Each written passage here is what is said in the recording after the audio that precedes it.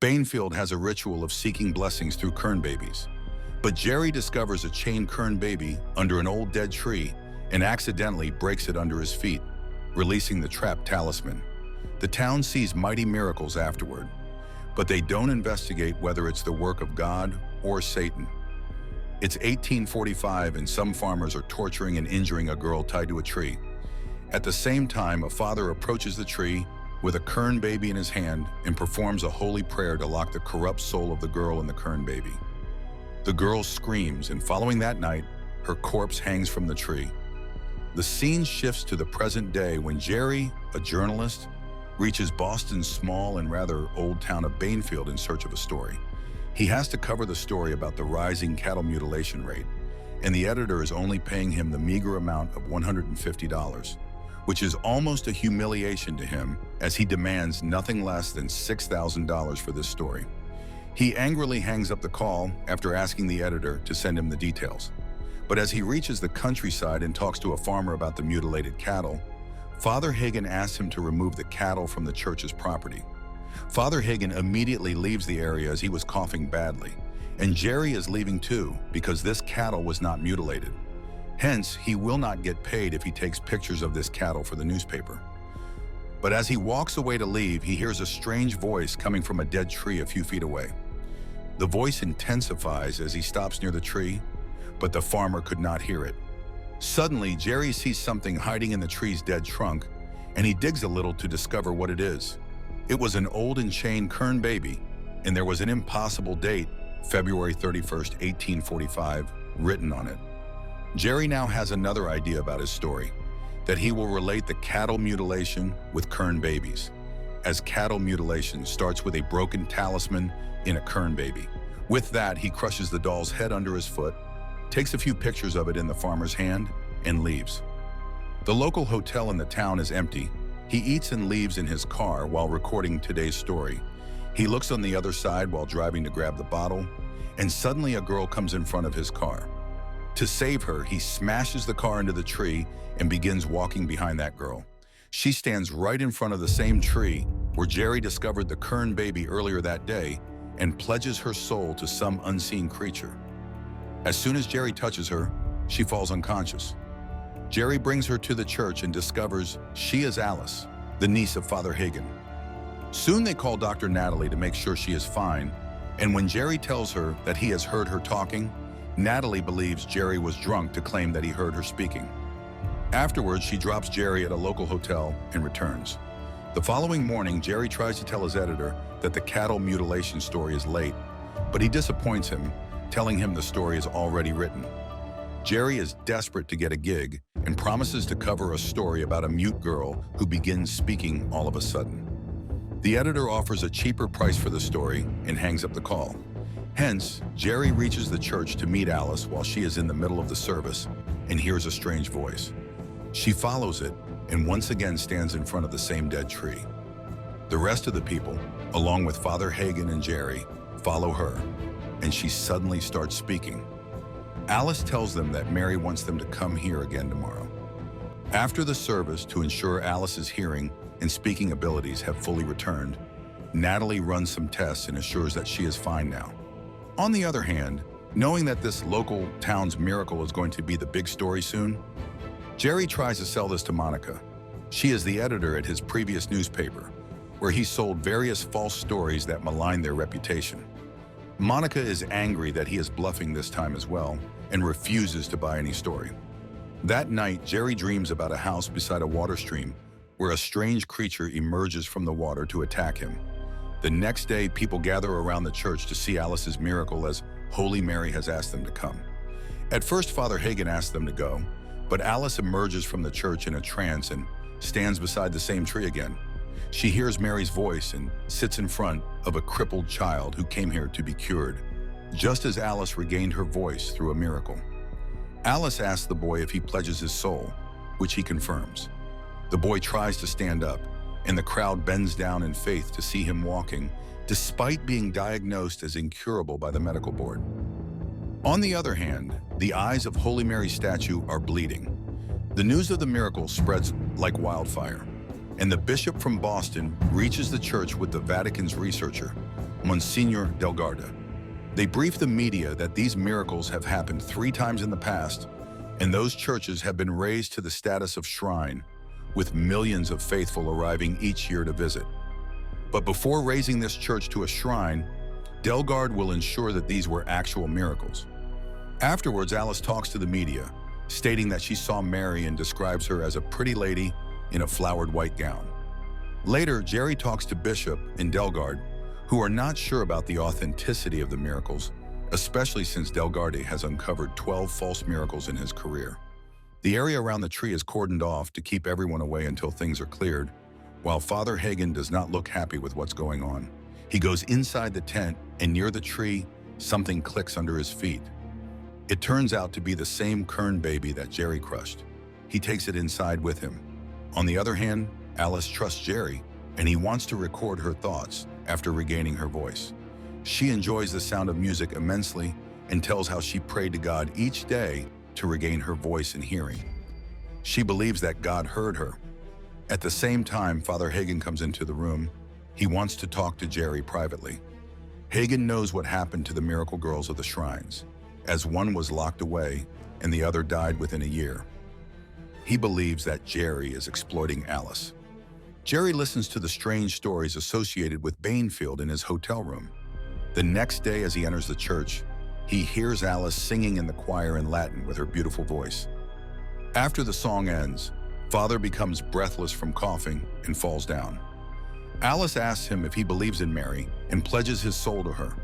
To regain his breath, Father Hagen confirms, and his breathing resumes. Delgarde witnesses this miracle and is startled, but Father Hagen becomes terrified, seeing a witch behind Alice. Surprisingly, Natalie confirms Hagen's reports that he was suffering from a lung condition that gave him no more than 6 months to live. But from today's x-ray, he looks perfectly fine. From the little boy who started walking suddenly to Father Hagen and Alice's healing, all are miracles, falling under Delgarde's scale that healing of an incurable ailment should be complete and instantaneous. But Delgarde still wants to investigate. People from all over the world are in awe of these miracles, while some think it's the work of Satan. On the other hand, Jerry receives a call from editor Monica, who offers him to cover the story. But this time, Jerry knows the news is too big to be sold for just a few dollars. He demands an editor's desk in the office now, knowing he is the only one who talks to Alice. Monica hangs up the call to consider his terms before accepting his demands. He is happy that he will finally gain the fame in the world through this story that he craves. Watching all the disturbances, Father Hagen decides to send Alice away as she is getting directly affected by the news and influences on the church. Alice is not happy with his decision, but before leaving, Jerry compiles a mix of old and new music for her to listen to, knowing she enjoys music a lot. She hugs him, showing her trust in him. On the other hand, Father Hagen discovers a very old booklet hidden in the wall of the church. The content of the book terrifies him as a creature stares at him from a distance. Next, Jerry goes to the local restaurant where Dr. Natalie joins him for a cup of tea. He tells her that this town has been mysterious for him since day one. On the day of his arrival, he discovered the Kern baby under a tree, chained with an impossible date. She shares that old residents used to trap evil in Kern babies and inscribe impossible dates on them to prevent their return. This worries Jerry, knowing he broke the Kern baby and released the evil. But he keeps it to himself. Later, he walks with Natalie to a nearby water stream and observes a house beside it, the same one from his dream. Natalie informs him it was formerly church property. As he kneels down to peer into the water, he sees the image of a strange creature. He tells Natalie that something very strange connected to the church happened there, but he doesn't yet know what it was. Meanwhile, a late-night visitor enters the confession room. Father Hagen sits in his chamber to hear the confession, and a girl begins confessing that when someone doesn't believe her, she kills them. Suddenly, he hears various thuds in the confession chamber. He rushes out, trying to flee, but the veiled Mary surrounds him wherever he runs. That night, when Jerry opens the church door, Father Hagen is nowhere to be found, but suddenly someone throws Father Hagen's hanging corpse down. Bishop requests Jerry to hide the fact that Father Hagen committed suicide, as it's not good for their reputation. The next day, Jerry records Alice's grief after her uncle's death. She believes that Mary healed him and has taken him to eternity. Jerry questions if other forces may be playing in the name of God, but Alice sternly refuses, believing Jerry's weakening faith is dangerous. Returning to his hotel room that night, Jerry sees the same creature standing in the corridor. Ignoring it, when he reaches his room and replays today's recording of Alice's testimonial, he notices a disturbance beside her, which suddenly changes into the same strange face he saw in the corridor. The creature quickly rushes towards him. Now knowing Father Hagen did not commit suicide, the next day Jerry asks Natalie to take him where he can read church records. At the same time, they hold Father Hagen's memorial service.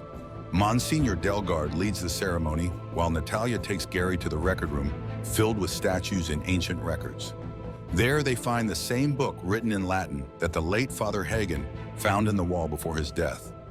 Natalie can read Latin, so she tells its content to Jerry, that Mary was a girl in this town who used to cure the sick, and claims she was blessed by Holy Mary.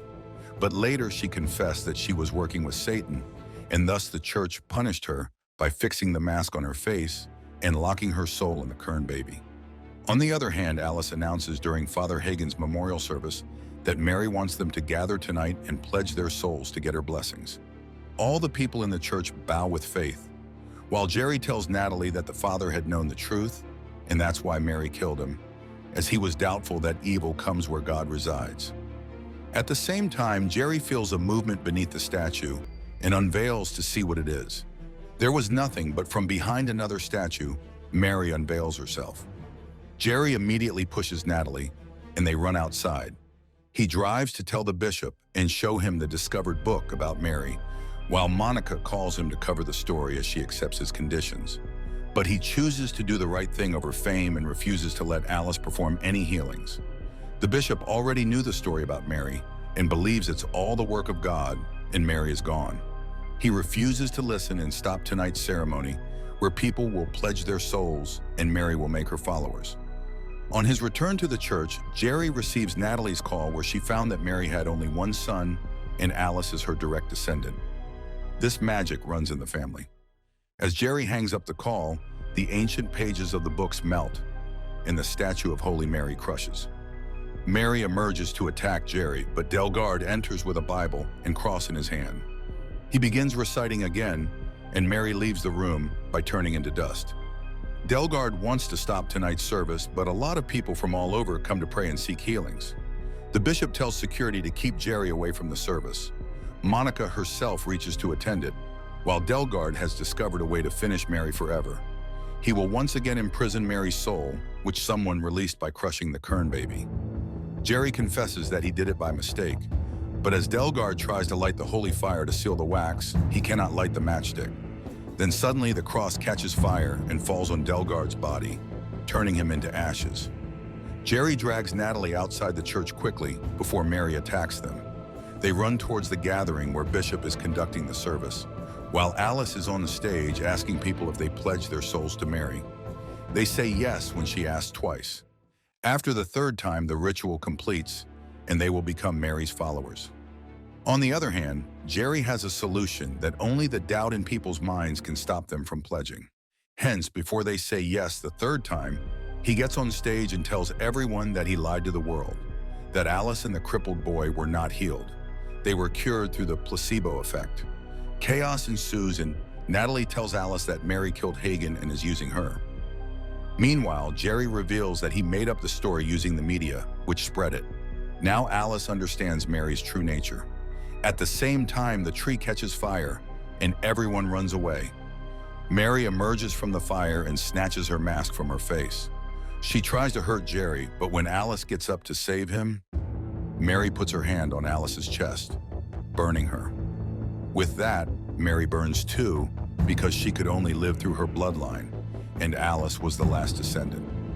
Alice loses consciousness, but Jerry prays to God to revive her, and she suddenly wakes up after a deep breath. Alice is mute again, and when Jerry meets Natalie at Father Hagen's grave, he tells her that she was dead and then became alive. The movie ends here.